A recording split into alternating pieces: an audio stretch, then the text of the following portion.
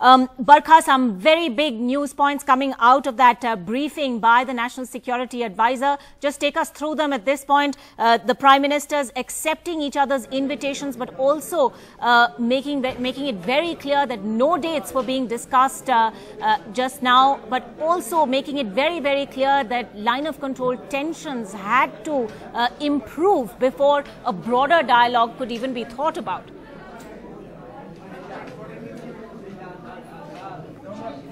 Ankita, I think it's quite clear that as we've been reporting, the Prime Minister had perhaps knowingly lowered expectations as to the outcome of this meeting.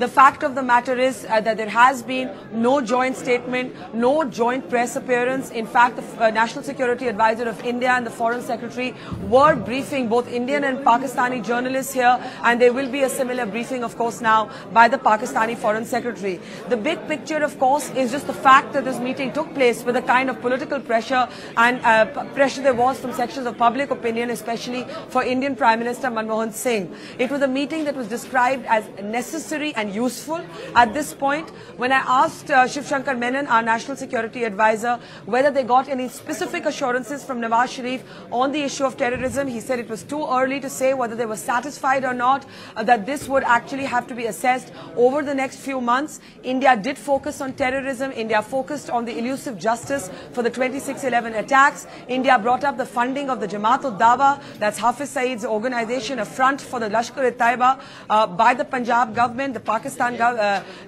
government and the Pakistan Prime Minister denied this, but India pressed home the point that Hafiz Saeed was able to roam free with impunity.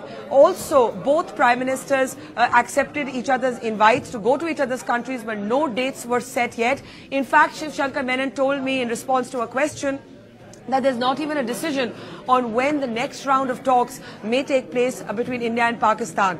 What's extremely important and is the big takeaway from this is something that Nawaz Sharif actually said to us in his interview with me. He said that Pakistan would propose two solutions to the line of control tensions. The first would be either a joint mechanism or an independent investigation, which we knew India would reject. And the second would be that the panel of DGMOs, that's the Director General of Military Operations, and Foreign Secretaries could meet. This has been accepted by both sides. The DGMOs have been tasked to, as soon as possible, begin discussions on the tensions of line of control. This will be a military-to-military contact, a direct military-to-military contact. They will be discussing ways to bring down those tensions.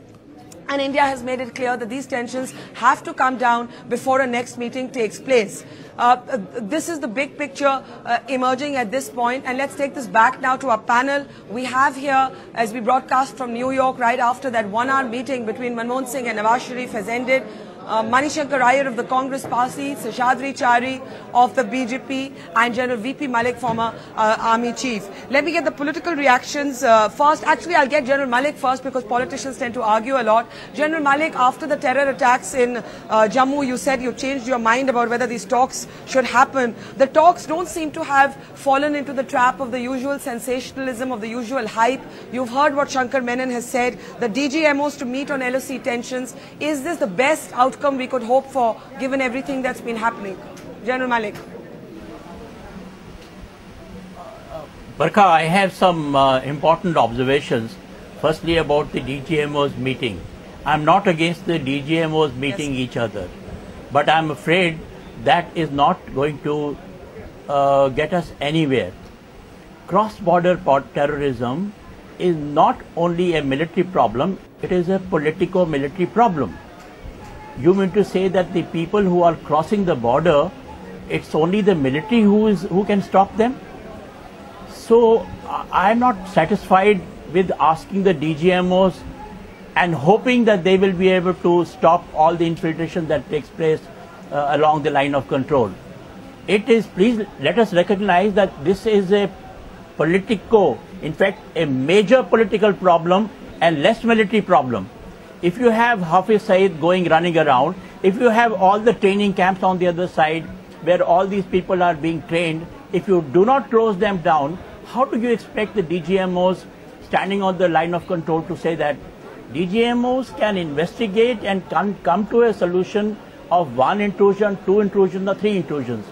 But this is not only a military problem, it is a political military problem. So as far as I am concerned, I'm not satisfied with the solution that has been thought of. Secondly, yes, I said it a few days ago and I still say, it is not a BJP problem. I think there is a very strong resentment,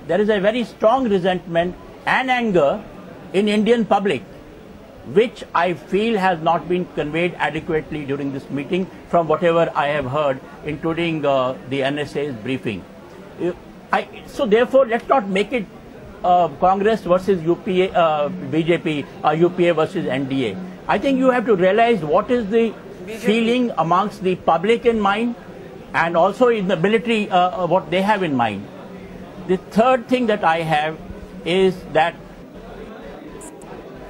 I think after all, Nawaz Sharif took over, or he won the election in May. Since then, what has happened that we can start expecting much from him?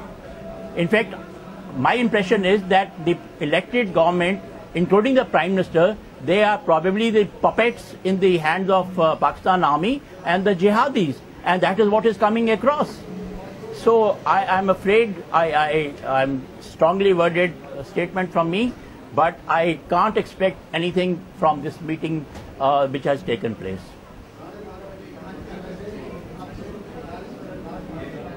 Manishankar Iyer, a certain amount of pessimism there from General Malik. Of course, it was clear that there could have been no grandiose outcome to this meeting. I think both leaders knew that. I think thankfully they've avoided the joint statement trap, because those statements tend to bring down relations instead of increasing them. Do you also feel as pessimistic as General Mani? No, not at all. I'm absolutely delighted with the balanced outcome. For on the one hand, it is abundantly clear that we do need a plan. It's not just a question of the DGMOs meeting. And it's not a question of the DGMOs meeting in order to investigate a particular incident. The DGMOs are going to meet to determine how, in military terms, technically, we may improve the present methods of monitoring in order to ensure that these kinds of incidents don't take place. And because India is not Pakistan, and Pakistan is no longer the Pakistan it used to be, whatever is decided among the two DGMOs will of course be reflected in the political thinking of the two countries. And the instructions going to the DGMOs will also bring in the political element. So the idea that because DGMOs are meeting, this is a military matter and politics don't come into it, is I think a complete misreading of what has happened. Secondly, I think it is extremely important that both the countries in these circumstances have understood that in order to be able to move forward, the single most important thing to do is to restore peace and tranquility on the border, which in the case of Pakistan means that we have to restore the ceasefire at the LoC. The third major achievement, I think, is what we were told by Shankar Menon, that Nawaz Sharif said that now that the Judicial Commission is returning to Pakistan with evidence and documentation that does meet the requirements of procedure in Pakistani courts, that we can expect matters to move forward. And if these are not important consequences, I don't know what you would describe as important consequences. I don't think anybody was expecting that immediately all the problems would be resolved. But there has been set in motion a process by which we are addressing these issues instead of running away from them. And I don't think it is for us to be interfering in the internal affairs of Pakistan, but take Pakistan as it is and engage with them with a view to trying to find a solution. But this needless attempt to pit the people of India against the Prime Minister of India, which has just been rather mischievously made, is not something that I appreciate.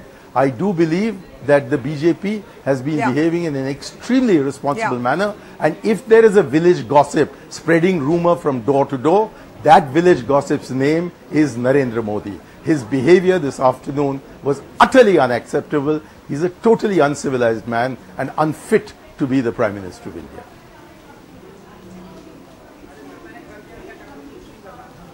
I want to take that to Seshadri Chari. Seshadri Chari, before we discuss the substance of what we heard the National Security Advisors say, I must ask you, in retrospect, did Narendra Modi made a gigantic gigantic error in relying on an online rumor based on a phone report by a Pakistani journalist who has since withdrawn his statement. His colleague who was talking to me, Absar Alam, talking to me a short while ago, also confirmed what I have been saying all along, that at that informal breakfast meeting with Nawaz Sharif, not once did we hear Nawaz Sharif using the phrase Dehati Aurat for the Prime Minister. At least in my presence, it was not used, and Abrar Alam confirming to me that in his presence it was not used, going so far as to say it was Hamid Mir's language, not Nawaz Sharif's. Hasn't this been such a needless controversy? Hasn't the BJP embarrassed itself?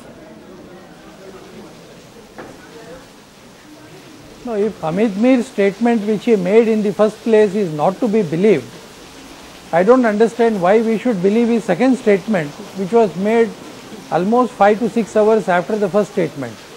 So if you are not to take the first statement as gospel truth, I don't think why we should take the second statement as the gospel truth. So it is a matter for him to reveal, but whatever it is, if you were not party to that, you could have made it very clear, and now since you have made it very clear, it is for the political establishment and the Prime Minister's office of both the countries to make it clarified. But what is more important in this whole thing is, I don't understand any substantive outcome that could have come from this meeting. And as far as the DGMO meetings are concerned, the mechanism has been worked out earlier also, and even on earlier occasions it has failed.